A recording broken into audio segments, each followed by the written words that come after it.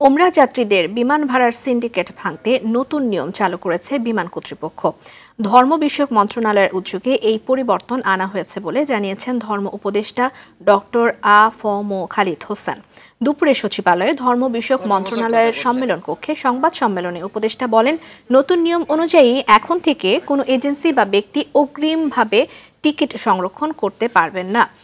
Ticket কাটার জন্য সংশ্লিষ্ট যাত্রীর পাসপোর্ট নম্বর বাধ্যতামূলক করা হয়েছে। নির্ধারিত সময়ের মধ্যে ভিসা নিশ্চিত না হলে টিকিট স্বয়ংক্রিয়ভাবে বাতিল হয়ে যাবে বলেও জানান ধর্ম উপদেষ্টা।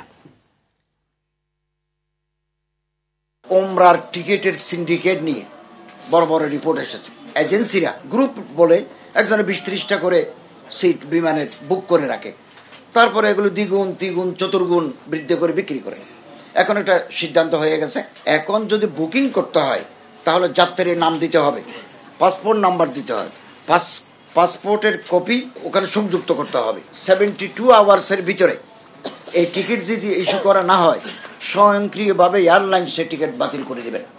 অতএব সিন্ডিকেট, আমরা পবিত্র রমজান মাসে টিকিটের দাম বাড়িয়ে যে সিন্ডিকেট কাজ করছে, এই সিন্ডিকেট ভেঙে গেল।